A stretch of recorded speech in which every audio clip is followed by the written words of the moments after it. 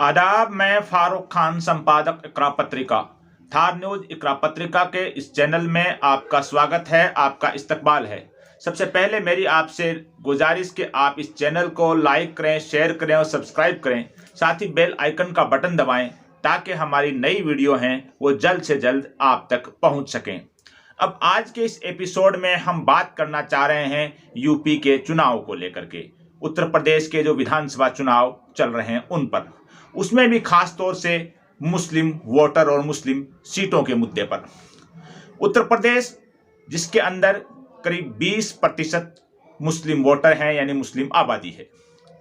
20% इस मुस्लिम वोटर वाले राज्य के अंदर जो मुसलमानों का जो सियासी प्रतिनिधित्व है वो गत चुनावों में यानी 2017 के चुनाव में बेहद घट गया।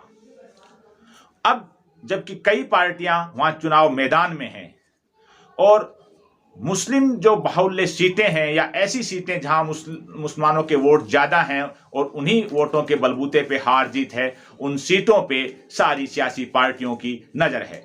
साथ ही मुस्लिम बुद्धिजीवियों की नज़र है कि इन सीटों पर क्या इस बार मुसलमान उम्मीदवार जीतेंगे, क्योंकि गत चुनाव में 2017 के अंदर मुस्लिम बाहुल्य बहुत सी सीटों पर मुस्लिम उम्मीदवार चुनाव हार गए थे और मुस्लिम बाहुल्य सीटों पे भारतीय जनता पार्टी के उम्मीदवार चुनाव जीत गए थे।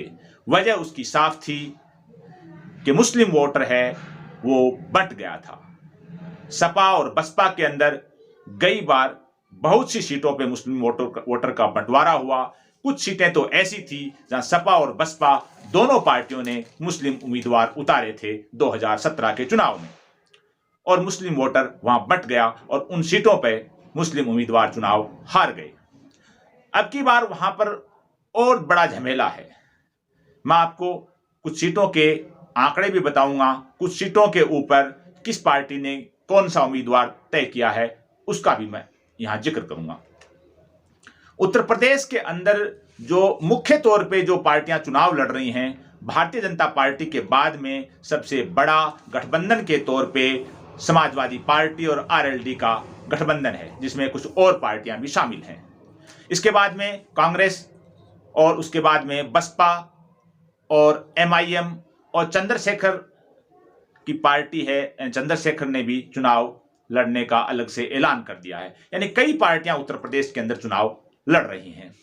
सबसे पहले इन मुस्लिम बाहुल्य जो सीटें हैं इनके बारे में मैं आपको यहां बताता हूं कि उत्तर प्रदेश के अंदर 143 विधानसभा सीटें ऐसी हैं जिन्हें मुस्लिम बाहुल्य कहा जा सकता है, या ऐसी सीटें जहां मुसलमानों का अच्छा खासा वोट है और वहां कई सीटों पे मुस्लिम विधायक पूर्व में रह चुके हैं। इन सीटों में 70 सीटें ऐसी हैं जहां मुस्लिम वोटर है वो 20 से 30% के बीच में है। 43 सीटें इनमें ऐसी हैं जहां मुस्लिम वोटर 30% से अधिक है। इनमें 36 सीटें ऐसी हैं जो मुस्लिम मेजॉरिटी की सीटें हैं, यानी यहां ज्यादा वोट मुसलमानों का है और मुस्लिम वोटर के बलबूते पे ये सीटें जीती जा सकती हैं। ये ऐसी सीटें हैं 36 सीटें। और 107 सीटें ऐसी हैं जहां पर जो हार और जीत का फैसला है वो मुस्लिम वोटर के ऊपर दारोमदार है। अब जो सबसे पहले जो 1952 का जो पहला चुनाव हुआ था उत्तर प्रदेश में विधानसभा चुनाव, उसके अंदर उस वक्त 1952 के चुनाव में 41 मुस्लिम विधायक थे। 1952 के जो पहले चुनाव में विधानसभा में 41 मुस्लिम विधायक थे। उसके बाद में जो चुनाव और हुए और उसके बाद जो 1977 का चुनाव हुआ जिसमें केंद्र में जनता पार्टी के नेतृत्व में सरकार बनी, 1977 में उत्तर प्रदेश विधानसभा चुनाव में 49 मुस्लिम विधायक थे। 1991 का चुनाव हुआ तो उसमें यह संख्या काफी घट करके सिर्फ 17 रह गई। 2002 के अंदर मुस्लिम विधायकों की संख्या है वो 64 हो गई बढ़ करके। फिर 2007 के अंदर मुस्लिम विधायकों की उत्तर प्रदेश विधानसभा में संख्या 54 हो गई। 2012 में यह संख्या बढ़ करके 68 हो गई। 68 विधायक 2012 में मुस्लिम विधायक उत्तर प्रदेश विधानसभा में थे। लेकिन 2017 के अंदर गत चुनाव में यह संख्या बहुत ज्यादा घटी और सिर्फ 23 विधायक उत्तर प्रदेश के अंदर मुस्लिम विधायक जीत पाए। और इस कम जीत और मुस्लिम उम्मीदवारों की हार का मैंने कारण आपके को पहले बता दिया था कि मुस्लिम वोटर है वो सपा में, बसपा में और अन्य पार्टियों में बंट गया था। अब वो जो वहां की जो मुस्लिम सीटें हैं जहां मुस्लिम विधायक पहले रहे हैं या अब जिन पार्टियों ने वहां मुस्लिम उम्मीदवारों की घोषणा की है, वहां जो मुस्लिम वोटर है वो बड़ी पशोपेश में है कि वोट का क्या असर होगा, कौन सा उम्मीदवार जीतेगा, कौन सा उम्मीदवार हारेगा, किसके पास ज्यादा वोट जाएंगे, किसके पास कम वोट जाएंगे। यहां सबसे बड़ी चीज यह है कि जो असदुद्दीन ओवैसी की एमआईएम पार्टी है उसने भी करीब 100 सीटों पे चुनाव लड़ने का ऐलान किया है। काफी संख्या में उन्होंने उम्मीदवारों की घोषणा भी कर दी है और इसके अंदर उन्होंने जो उम्मीदवार उतारे हैं वो करीब करीब सारे के सारे मुस्लिम उम्मीदवार उतारे हैं। 3 उम्मीदवार असदुद्दीन ओवैसी की एमआईएम ने वो गैर मुस्लिम उम्मीदवार उतारे हैं, 3 उम्मीदवार। बाकी करीब सारे के सारे उम्मीदवार हैं वो मुस्लिम उम्मीदवार हैं ओवैसी साहब के। अब आप देखिए कि जो जिन सीटों के ऊपर ओवैसी कि एमआईएम ने जो उम्मीदवार मुस्लिम उम्मीदवार उतारे हैं उनमें कई सीटें ऐसी हैं जहां बसपा ने और सपा ने भी मुस्लिम उम्मीदवार उतारे हैं, कांग्रेस ने भी मुस्लिम उम्मीदवार उतारे हैं। यानी कुछ सीटें ऐसी हैं जहां सपा, आरएलडी गठबंधन, बसपा, एमआईएम और कांग्रेस इनके मुस्लिम उम्मीदवार हैं। हालांकि बहुत सी सीटों पे जो उम्मीदवारों की घोषणा नहीं हुई है, जो कुछ हुई है उसके बारे में आपको बताता हूं कि ऐसी सीटें कौन कौन सी हैं।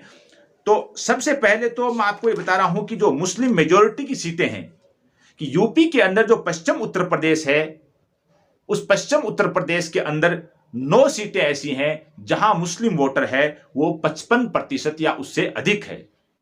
पश्चिम उत्तर प्रदेश की 9 विधानसभा सीटें जहां शुरुआत में चुनाव होने वाले हैं वहां पर 55% या उससे अधिक मुस्लिम वोटर हैं 9 सीटों पर। ये 9 सीट हैं मेरठ सदर, रामपुर सदर, संभल, मुरादाबाद ग्रामीण, कुंदरकी, अमरोहा नगर, धौलाना, बेहट और सहारनपुर देहात। ये 9 सीटें ऐसी हैं जहां मुस्लिम वोटर 55% या उससे अधिक है। अब आप देखिए कि इन सीटों के अंदर जो उम्मीदवार जो खड़े किए हैं पार्टियों ने उसके बारे में आप देखिए कि सबसे पहले हम बात करते हैं मेरठ जो शहर की सीट है उसकी। यहां समाजवादी पार्टी ने रफीक अंसारी को टिकट दिया है, बसपा ने यहां दिलशाद शौकत को टिकट दिया है। इसी सीट के ऊपर एमआईएम ने इमरान अंसारी को खड़ा किया है, कांग्रेस ने यहां रंजना शर्मा को, बीजेपी ने कमल दत्त शर्मा को। यानी यहां इस सीट के ऊपर मेरठ शहर सीट के ऊपर 3 मुस्लिम उम्मीदवार हैं, सपा का, बसपा का और एमआईएम का, जो मुस्लिम मेजोरिटी की सीट है। अब मेरठ की ही जो किठौर सीट है उसके अंदर समाजवादी पार्टी ने शाहिद मंजूर को टिकट दिया है, तो एमआईएम ने भी यहां मुस्लिम उम्मीदवार उतारा है और उसने तस्लीम अहमद को यहां अपना टिकट दिया है। तो यहां पर कांग्रेस ने बबीता गुर्जर को उतारा है, बीजेपी ने सत्यवीर त्यागी को उतारा है। अब मैं अगली सीट की जो है वो भी मेरठ की है, जो सिवाल खास सीट। सिवाल खास विधानसभा सीट पे बसपा ने मुकर्रम अली खान को टिकट दिया है, तो एमआईएम ने भी यहां मुस्लिम उम्मीदवार उतारा है रफत खान को। यानी सीधा सीधा है ये जो कुछ सीटें ऐसी हैं जहां सपा के, बसपा के, एमआईएम के मुस्लिम उम्मीदवार हैं और कुछ जगह कांग्रेस ने भी मुस्लिम उम्मीदवार उतारे हैं। जैसे गाजियाबाद की लोनी विधानसभा सीट है, गाजियाबाद की लोनी विधानसभा सीट में बसपा ने टिकट दिया है हाजी अकील चौधरी को, तो एमआईएम ने यहां उतारा है डॉक्टर मेहताब को। और इसी सीट पे कांग्रेस ने भी मुस्लिम उम्मीदवार उतारा है और कांग्रेस ने टिकट दिया है यामीन मलिक को। यानी कांग्रेस का भी मुस्लिम उम्मीदवार, बसपा का भी मुस्लिम उम्मीदवार और एमआईएम का भी मुस्लिम उम्मीदवार। यानी लोनी जो मुस्लिम मेजोरिटी की सीट है यहां 3 पार्टियों ने मुस्लिम उम्मीदवार उतारा है। अब अगर बात करें हापुड़ जिले में चलते हैं, तो हापुड़ की जो गढ़मुक्तेश्वर सीट है इस सीट के ऊपर बसपा ने मोहम्मद आरिफ को उतारा है, एमआईएम ने फुरकान चौधरी को उतारा है।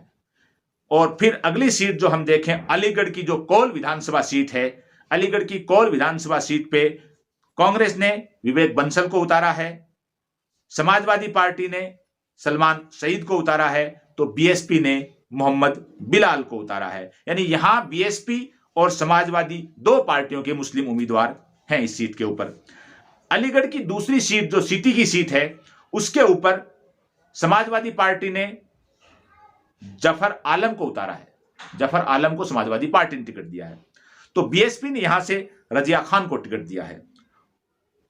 और इस सीट पे कांग्रेस ने भी मुस्लिम उम्मीदवार उतारा है। यानी अलीगढ़ जो सिटी की सीट है उस पे सपा, बसपा और कांग्रेस तीनों ने मुस्लिम उम्मीदवार उतारे हैं। कांग्रेस ने यहां सलमान इम्तियाज को टिकट दिया है। अब अगर हापुड़ की जो एक और सीट की बात करें, जिसमें धौलाना की सीट, तो धौलाना की सीट के ऊपर एमआईएम ने हाजी आरिफ को उतारा है। समाजवादी पार्टी ने असलम चौधरी को टिकट दिया है। और इस सीट पे बसपा ने भी मुस्लिम उम्मीदवार उतारा है, वासित प्रधान को। यानी ये कुछ सीटें ऐसी हैं, और भी कुछ सीटें हैं जो मैं कल जो अगला एपिसोड होगा उसमें उन सीटों के बारे में बताऊंगा। ये ऐसी कई सीटें हैं जहां पर कुछ सीटों पे सपा, बसपा, एमआईएम के तीन पार्टियों के उम्मीदवार मुस्लिम हैं। कुछ इसमें ऐसी हैं जिसमें कांग्रेस का भी मुस्लिम है। तो ये जो मुस्लिम मेजोरिटी की सीटें हैं, यहां जो मैंने तमाम सीटें आपको बताई हैं, उनमें 3 पार्टियों के, कहीं 2 पार्टियों के, कहीं 4 पार्टियों के मुस्लिम उम्मीदवार हैं। तो ये जो सारा का सारा जो वोट है, तो उस वोट को जो गत चुनाव में भी यही हुआ था कि सपा में और बसपा में जो उम्मीदवार थे, जो दोनों के तोने बहुत सी जगह मुस्लिम उम्मीदवार थे, और वहां के जो वोट था बंटा था। अब जो मुस्लिम वोटर है, जो मुस्लिम बुद्धिजीवी हैं, राजनीतिज्ञ हैं, वो इस पसोपेश में हैं कि गत चुनाव में जो मुस्लिम प्रतिनिधित्व विधानसभा में बहुत कम रह गया था और मुस्लिम वोट बंटा था, तो इस बार जो इन पार्टियों ने टिकट दिया है तो इससे क्या होगा। हालांकि जो अभी तक की जो जमीनी चीजें हैं वो 2 ही पार्टियों में मुख्य टक्कर मानी जा रही है। भारतीय जनता पार्टी जिसकी प्रदेश में सत्ता है, और सामने प्रमुख विपक्ष के तौर पे समाजवादी पार्टी और आरएलडी गठबंधन की।